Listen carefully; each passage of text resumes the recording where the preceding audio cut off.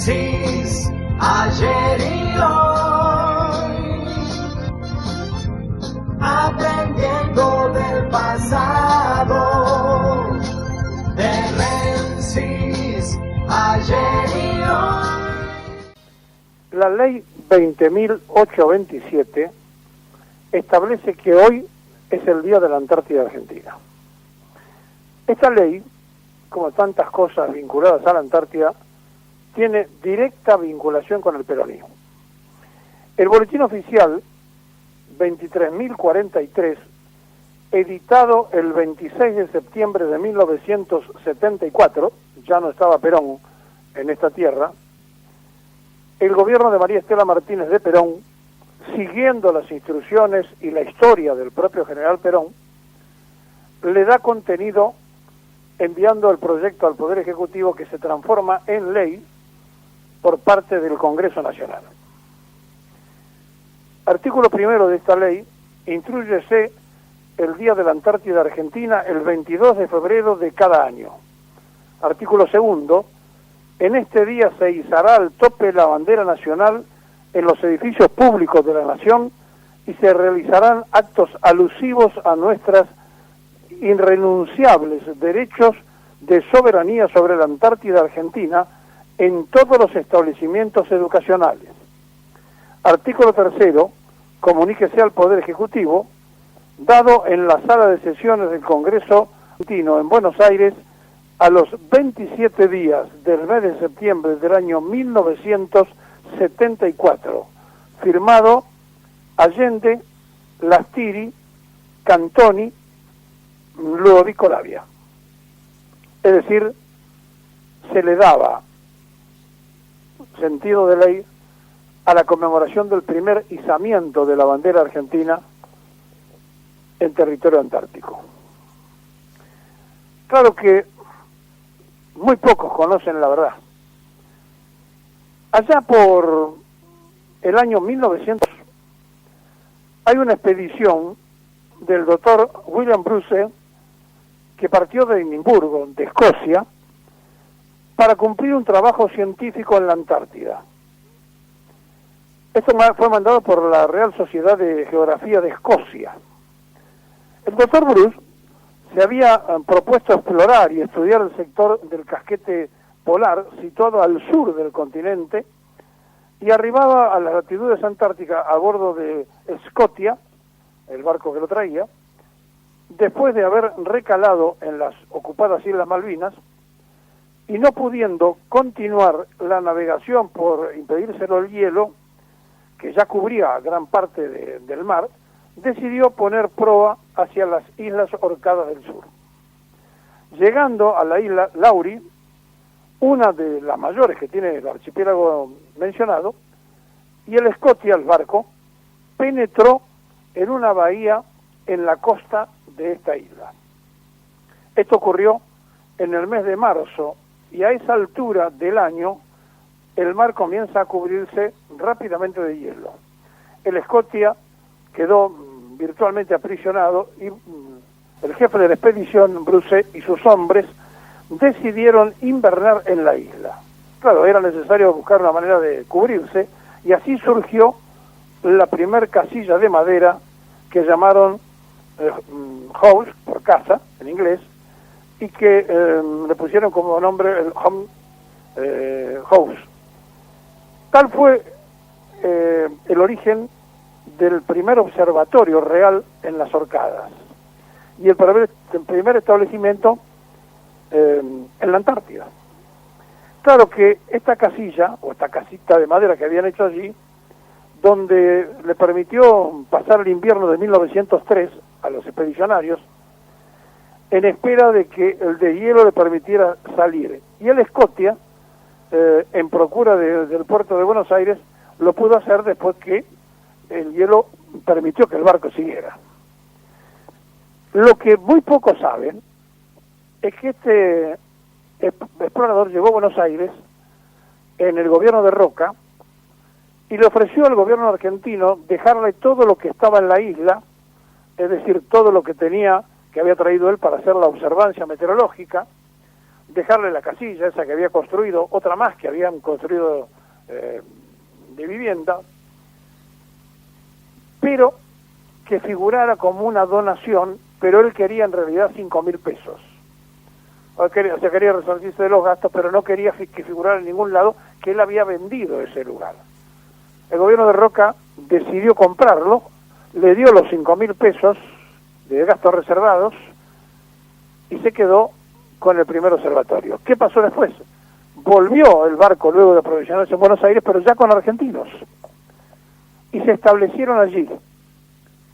Y de esa manera, en esas islas Orcadas de la Antártida Argentina, se tomó posesión del primer lugar científico, llamémosle así, de investigación meteorológica de la Antártida Argentina, y se izaba la bandera nacional. Obviamente nunca hubo reclamo de ninguna especie, porque lo que quería este hombre era tener información científica, y lo cierto es que nosotros empezamos a partir de allí una carrera muy importante.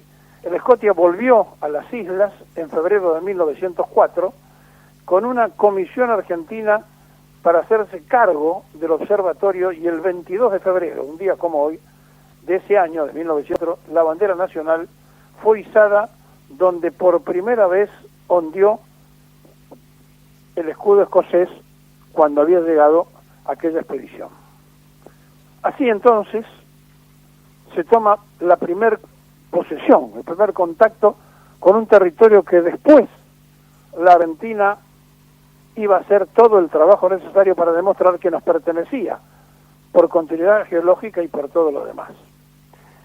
El presidente Roca, el 2 de enero de 1904, dice, en vistas de la nota del jefe de la Oficina Meteorológica Argentina y de los demás antecedentes y documentos relativos al establecimiento de nuevas estaciones meteorológicas y magnéticas en los mares del sur de la República, y considerando que de ella convenientemente científica y prácticamente se extiende a dichas regiones las observaciones que se hacen en la isla del Año Nuevo y en el sur de la República, el presidente de la Nación Argentina decreta: artículo primero, autorízase al jefe de la Oficina Meteorológica Argentina para recibir la estación ofrecida por el señor William B. Bruce en las Islas Orcadas del Sur, instalar allí y establecer un observatorio meteorológico y magnético en las mismas islas. Artículo segundo, el personal se compondrá de 2 empleados del Ministerio de Agricultura que designe y que posteriormente pueden suministrar el Ministerio de Marina.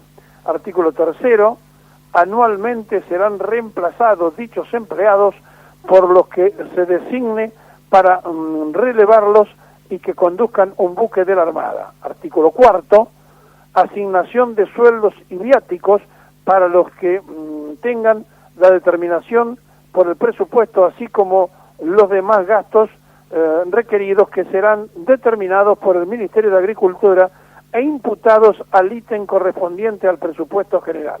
Artículo quinto, dice Roca, comuníquese, publíquese y dese al registro nacional. Julio Argentino Roca, Wenceslao Escalante, los firmantes.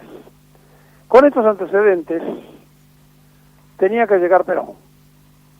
Y cuando llega Perón, se comienza a tomar la cosa con absoluta seriedad, y entonces, el 2 de septiembre de 1946, Juan Domingo Perón, presidente de la República, prohíbe la publicación de mapas de la República Argentina que no representen en toda su extensión la parte continental e insular del territorio de la nación.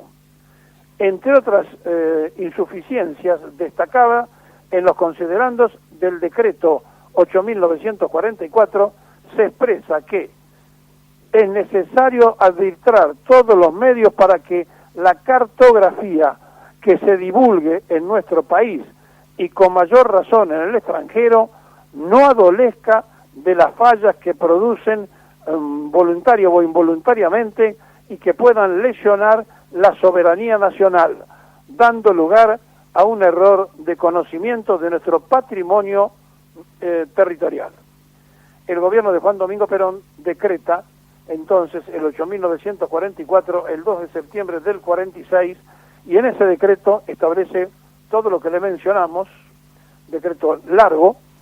En su artículo primero dice: prohíbase la publicación de los mapas de la República Argentina que no representen en toda su extensión la parte continental insular del territorio de la nación, que no incluyan el sector antártico, sobre el que el país mantiene soberanía, y que adolezca de deficiencias e inexactitudes geográficas o que falseen en cualquier forma la realidad, cualquiera fueran las líneas perseguidas con tales publicaciones.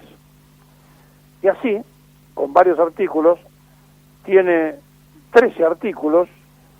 El artículo 13 dice: comuníquese, etcétera, Perón, Humberto Sosa Molina, Ramón Cereijo, Ángel Borlengui, Juan Bramulia, Belisario Gache Pirán, Fidel Amadón, Juan Picasso Elori y Juan Pistarini, el gabinete de Perón de aquel tiempo que le comienza a dar soberanía a la Antártida Argentina.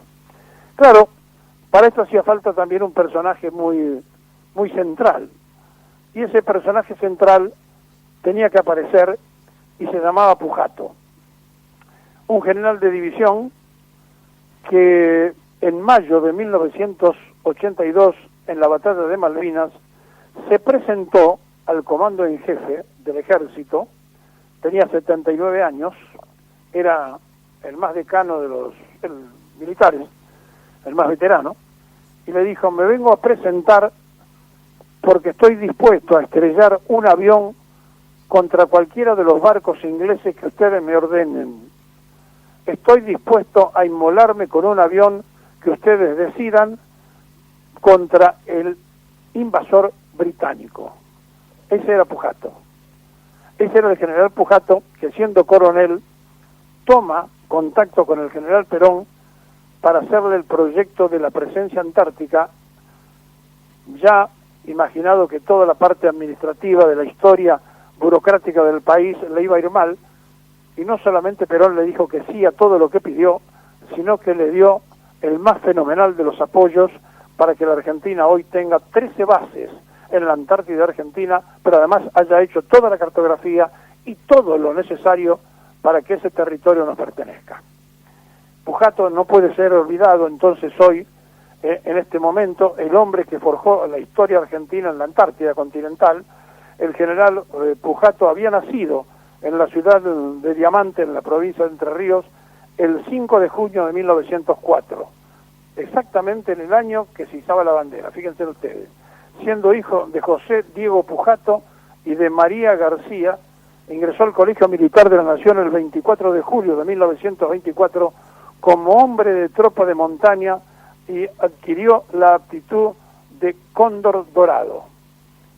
La que establece Pujato allí es notable, después lo vamos a comentar en extenso, vamos a explicar de qué se trata todo esto, porque fue el hombre que en el desierto blanco, helado de la Antártida, hizo todo lo imprescindible para que hoy la Argentina sea bicontinental.